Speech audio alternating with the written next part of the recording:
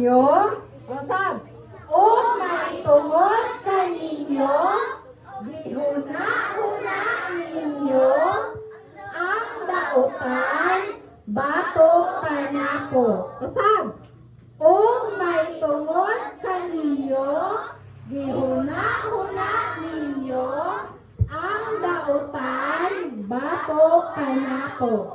Apan ang tuyo sa Diyos alam sa kaayuhan. Asab, Genesis 50:20. Genesis 50 verse 20. O may tungod kaninyo, gihuna-huna ninyo, ang dautan, batok kanako. Apan ang tuyo sa Diyos alam sa kaayuhan. Nanabay na ka-memorize? O sab,